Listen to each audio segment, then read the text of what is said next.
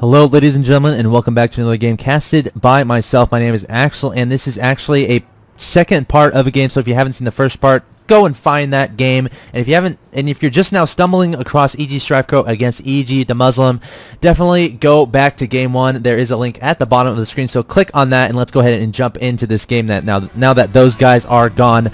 So EGStrifeCro, EGDeMusliM, when we left these guys off, we saw EGStrifeCro absolutely demolish a push from EGDeMusliM, and a couple of roaches getting a little bit greedy, pretty confident in the upgrades they just got. Of course, they do have 1 carapace and 0 missiles. So anyway, we just did see StrifeCro demolish a push from EGDeMusliM, and deMusliM finds himself behind in this game. I'll be honest, he's behind, down 172 to 144 supply, down a base to his Zerg opponent. Let's look at the harvester tab.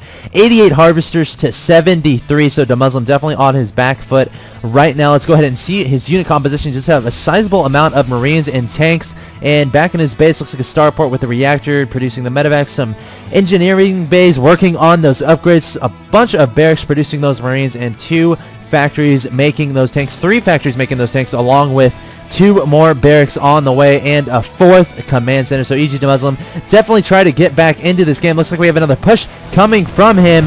He needs to do a lot of damage with this, and I'm sure he realizes that to get back into this game. But here we go, StrifeCro coming forward. 3 tanks aren't sieged, and just now get sieged, but only get 1 shot off, and these Marines are running for their life. Do not want to get slimed by these banelings like on Nickelodeon, but here you get killed instead of feeling all gooey, so those Marines do get out of there alive and will flee back home. So StrifeCro performing admirably in this game.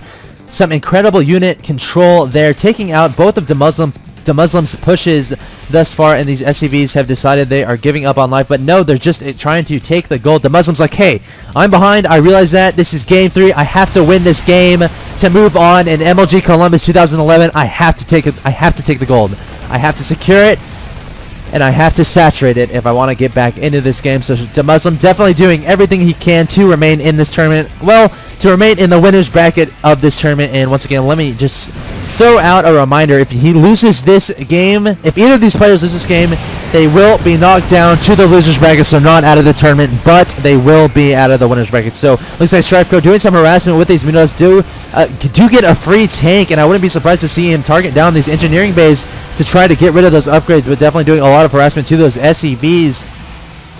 And deMusliM doesn't have a lot to deal with this, to be honest. So these engineering bays look like they will go down, and deMusliM looks like he's going to try to push, but his tanks aren't sieged. So deMusliM or StrifeCro will bring up all these units, and these banelings are just exploding into all of these Marines. Oh, the gore, it's disgusting, and deMusliM loses his entire army. Oh, that just hurts. He must have taken his eye off of it. I mean, he lost that entire army for absolutely nothing. So deMusliM definitely not feeling good right now. I am sure he is down 178 to 116 supply, and for sure has to saturate this gold, but finds his SCVs being picked off by all of these Zerglings, but it looks like these Marines will take care of those Zerglings after all. So EGStrifeCro definitely feeling good. Again, this is round 2 of MLG Columbus 2011. I'm sorry I keep reminding you, I keep feeling like this is live because this is so exciting. And deMusliM on his back foot, down 188 to 125 supply. What can he do to get back into this game? And it looks like StrifeCro has decided it's time to take this game once and for all to advance himself forward in this tournament. Here he goes with the banelings and the Zerglings.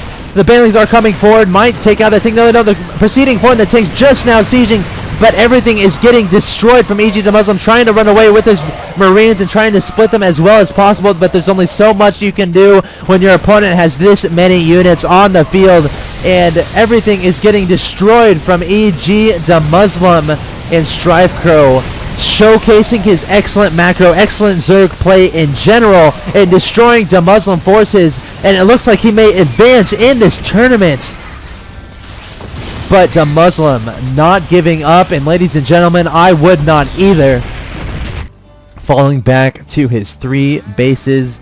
Definitely an uphill battle from here, down 199 to 106 supply. Units being picked off, these 5 Marines trying to make up for their comrades' failures, but do end up backing off after their siege tank friend accidentally shot them in the face. And look at EGStrifeCro's army continuing to mass up, and it looks like he's going to throw some infestors in the mix. We do have an infestation pit with the pathogen glands, I think that's what it's called, already researched, which means those infestors will spawn with enough energy to produce that fungal growth and throw that on his enemy. And it looks like EGStrifeCro just trying to think if he wants to advance again. He is max 200 supply to the 136 supply of EGDeMusliM, but DeMusliM actually has a pretty decent force here. 4 siege tanks and about 30 Marines. So here we go. EGStrifeCro coming forward, trying to engage before these tanks siege up, but these tanks are sieged up, and the tanks are getting some good shots on the banelings, but it honestly is not enough. EGStrifeCro just has so many units coming forward with all of these Zerglings and all of these banelings and just cleaning up DeMusliM's forces. These Marines are running for their lives, trying to fight trying to last as long as they can, but honestly, I'm not sure if it is going to be effective enough. And EGStrifeCro engaging this planetary fortress and taking it out as DeMusliM is forced to flee to his natural expansion, and DeMusliM is not looking good. Not only was his gold taken out, but his third is now being taken out after remaking those 2 engineering bays that have been taken out from before. So DeMusliM finds himself down in supply, 190 to 110, down in the mineral count, 2,000, 1,000 to 100, 100, down in the income tab, 84 to 48 harvesters. So DeMusliM will have to absolutely pull out a miracle, and EGStrifeCro is coming forward with infestors, Zerglings, banelings, every unit in the Zerg arsenal coming forward, exploding into all of these units and throwing out the infested Terrans, cleaning all of this up, and his banelings should get a nice connect, and there is the GG from EGDeMusliM. EGStrifeCro will advance to the next round in MLG Columbus 2011. Ladies and gentlemen, thank you so much for watching, and you may remember that I mentioned some controversy, and the controversy that happened was immediately following this game, EGDeMusliM took his keyboard and smashed it to pieces and stormed out of the venue. So DeMusliM definitely not feeling too happy about the result of this game, but it is important to note that he came back, well-mannered guy. He came back, cleaned it all up, calm down, and of course it's definitely okay to have passion in this game, so I do not fault him for doing that at all, because, well, he didn't really hurt anyone, did he? So EGStrifeCro does take this best of 3. Ladies and gentlemen, thank you so much for watching. Again, you can check me out on justin.tv/axeltoss. I do cast the Go For SC2 Cups live on Mondays and Sundays, so definitely check me out there, and of course subscribe to my YouTube if you enjoy my casting. And if you want to help me get to the point where I don't have to split these videos up into a million parts, because I can't make videos over 15 minutes without a certain number of subscribers. And also, if you have any suggestions for games you want me to cast from MLG Columbus, anything is fair game. And in fact, I'm considering casting the longest game from MLG Columbus. It was 1 hour and 23 minutes long between VT Avilo and I think it was Bosnick or something. So definitely look out for that. And thank you so much for watching once again.